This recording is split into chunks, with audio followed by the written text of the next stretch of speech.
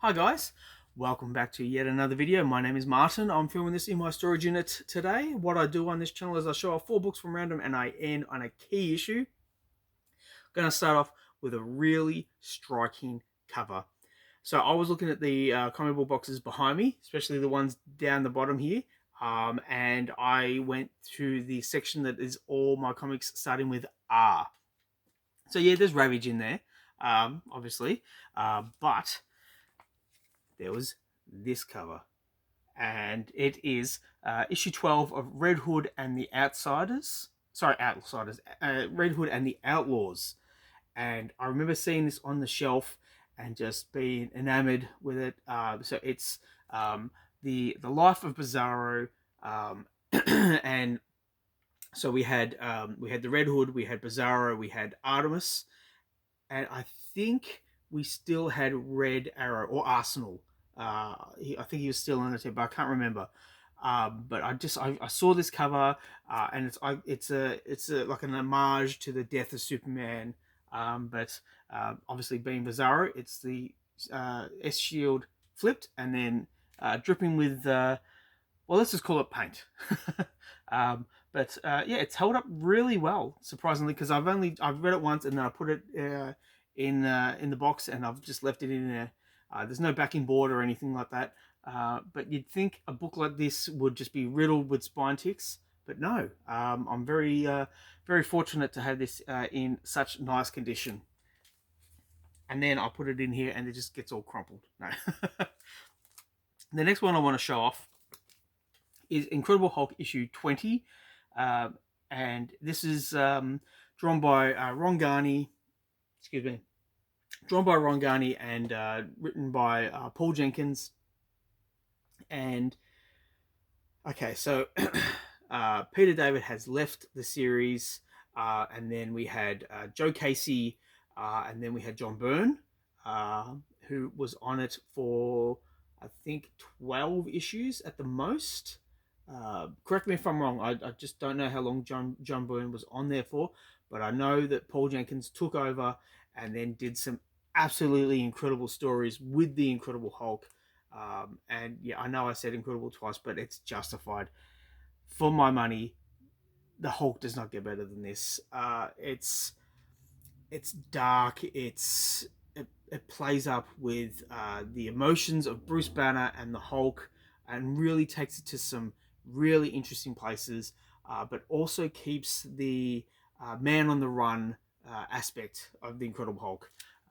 And yeah, he's in this issue. The Banner is running through the Hulk's mind, and there's all the iterations of the Hulk. And I think in the previous issue, the Devil Hulk made his first appearance, and yeah, I just absolutely loved it. But yeah, there we go.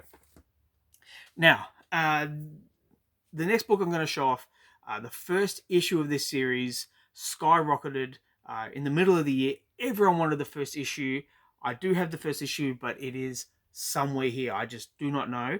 But what I wanted to show off was the last issue of Infamous Iron Man by Bendis and Maleev, and Hollingsworth, and it's just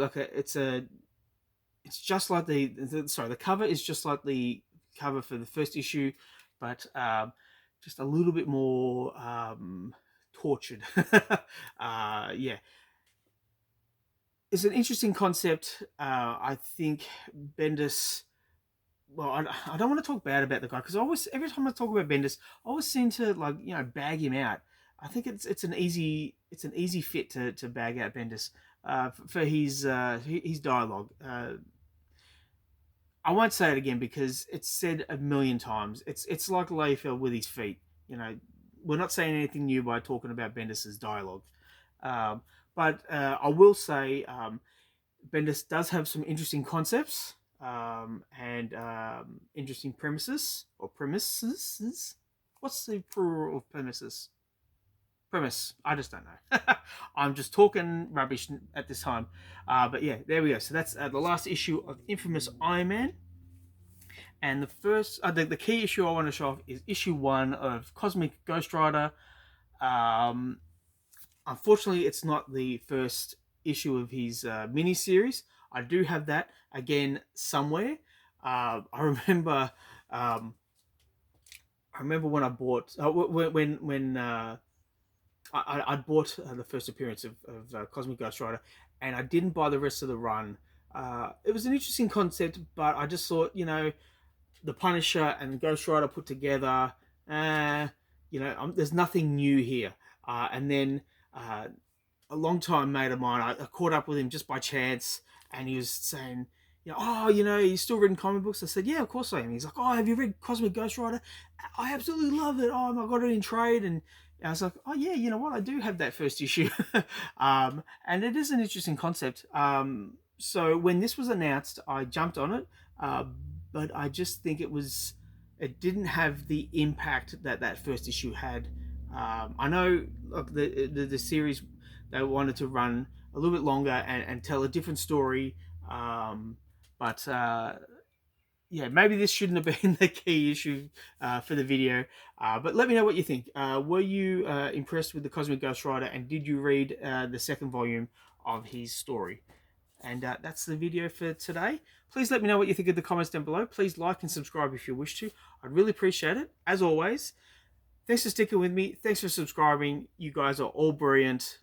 Love all you all. Love all you all. Love all you all.